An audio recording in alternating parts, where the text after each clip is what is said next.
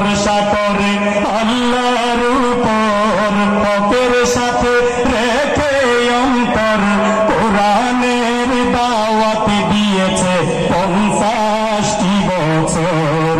যার মধুর কণ্ঠে বয়ান শুনি ঝরে যাইতো চোখের পানি, মধুর কণ্ঠে বয়ান শুনি ঝরে যাইতো চোখের পানি। যার মরণে কান্না করলো সারা দুনিয়ায়,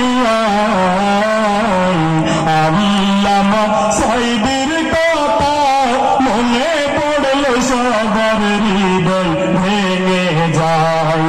যার মরণে সারা বিশ্বের কোটি মুসলমান হলো অসহায়। সিটাং প্যারেড ময়দানে শক্তি সাহস নিয়ে মনে সাঈদী হুজুর বয়ান করতো হাদিস কোরআনে। কোরআন থেকে তাফসীর করতো ও মুসলিম মুসলমান হইতো।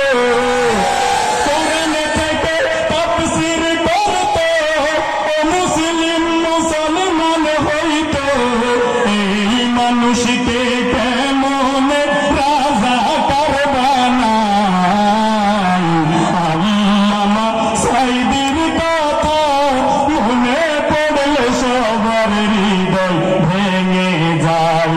সাঈদীর মনে বড় আশা ছিল একদিন মুক্তি পাইবে, কোরআনের ময়দানে আবার বয়ান করিবে। মনের আশা হইল না পূরণ, মুক্তি না পেয়ে কারাবরণ। মনের আশা হইল না পূরণ, মুক্তি না পেয়ে কারাবরণ। শহীদ হলো সাঈদী হুজুর আল্লাহর ইশারায়। আল্লামা সাঈদীর কথা মনে পড়লে সবার হৃদয় ভেঙে যায়। জালেম গোষ্ঠী রিমান্ডে বানাইল অপরাধী, এত কষ্ট সইল কেমনে আল্লামা সাঈদী। যেদিন এসেছিল হাসপাতালে কত সুন্দর হাসি ছিলে, এসেছিল হাসপাতালে কত সুন্দর হাসি ছিলে।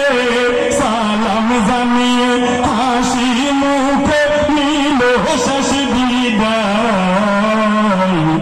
আল্লামা সাঈদীর কথা মনে পড়লে সবার হৃদয় ভেঙে যায়।